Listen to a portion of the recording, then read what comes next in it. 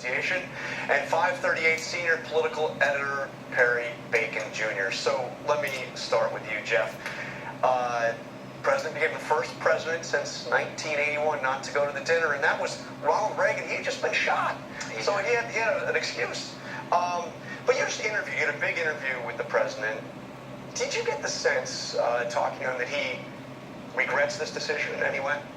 I didn't get the sense that he regretted the decision. I certainly got the sense that he was still thinking about it and thinking about the issue. He talked about potentially coming the following year.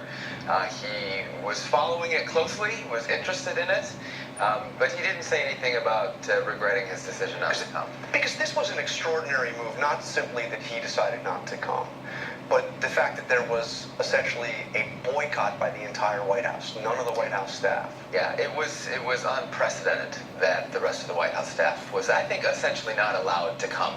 They said that they did that in solidarity with the president, but I know that there are plenty of White House staff and others in the administration who would have liked to have attended that dinner. So, okay, what was the message that he was trying to send with this? The White House was trying to send? Well, it's a little artificial because he said he didn't want to come. They said there would be natural tension there, and it was naive of them to think that they could come and enjoy that dinner and not be hypocritical.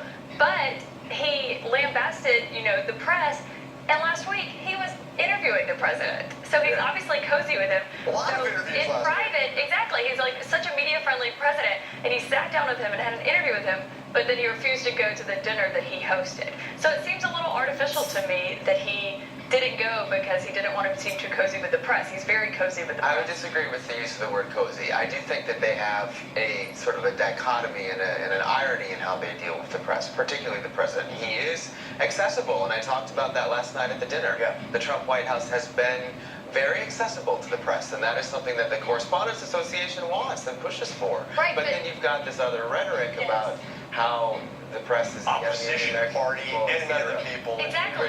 He regularly criticizes the New York Times and the Washington Post, and when his health care bill didn't have enough votes and they pulled it, those are the first two publications he called. So how can you criticize them on Twitter to where your supporters think that they're not trustworthy and they're dishonest, but then those are the reporters you trust the most to call and tell them what really happened? And look, Perry, I've been covering on and off Donald Trump for like a couple of decades. I mean, since I was a reporter for the New York Post in another era. He's always been a very, accessible and media-friendly, and he criticized, lash out, but essentially a media-friendly figure. That's been the key to his success. But you heard from Reince Priebus saying that they're serious about this idea, or they're looking into this idea still, of changing the libel laws. That was a strange thing he said, to be honest with you. I was very surprised by that. You asked him about the libel laws, and he basically said we're looking into it. I wasn't convinced he actually is looking into it, but I took it more that they're not going to walk that back. Like Donald Trump tends not to apologize. It seems like his staff is following that idea as well. And I did think last night bit into the campaign in the sense that I'm going to drain the swamps. I'm not going to party with the swamp. I think that made sense to some extent. I'm going to be out there with my people, not with the reporters in tuxedos. So I thought that fit with his message of from the beginning. He's been a president who's going to have a new relationship with Washington than previous ones have. So what was the president? You guys had a chance. You were out late in the course. But thank you very much for being here and looking so rested. Pleasure. But what was the president's main message last night? That sounded a little bit like a throwback speech to me. Oh, definitely. It was like we were all in the campaign all over again. But I would like to touch on Reince's statement about the libel laws. Yeah. It's misinformed. They can't do that. There is no federal statute about libel laws. That's a state thing, so they can't change that. You would need a constitutional amendment. Right, which is incredibly unlikely to happen. So that I don't even know why he said that. That's misinformed. But last night this was hard edge. This was America First. This was vintage campaign Donald Trump. Exactly. That's right. I think he wanted to go in that direction. I think it was a contrast he wanted. He listed, and he also wanted to say, "I've done some of the things that I said I would do."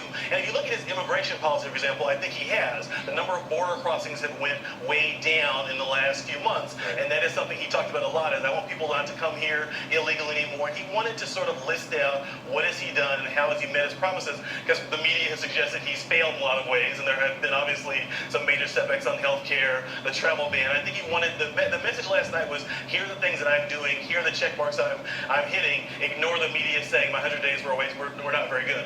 I was struck by Nancy Pelosi being point blank saying not open to a compromise on immigration. Maybe that's not surprising given how deeply divided everybody is, but, the idea of the president getting money for his wall that he'll get back later from Mexico in exchange for a path to citizenship even. My sense, Caitlin, tell me what you think, but my sense is that within this White House, there are obviously different views on immigration, but there is, I think, a sense that a compromise like that is something that the president would be open to. Maybe not citizenship, but comprehensive immigration reform in exchange for... He's definitely open security to it. And, he relented the other night and said he might not get funding for the border wall until September. He didn't get it in, the CR that they passed. But I do think he has softened his stance on immigration a lot. As a candidate, he promised to get rid of DACA and the H-1B visa program because he said they were illegal and that Barack Obama defied federal law when he signed those. And he softened his stance on both of those. He said that Dreamers can rest easy on his immigration policies, that he's not going to come after them. And I'm interested to see how the president's supporters will react to that when they see that he's not cracking down on it like he said he would. So you already see it. DACA is in place.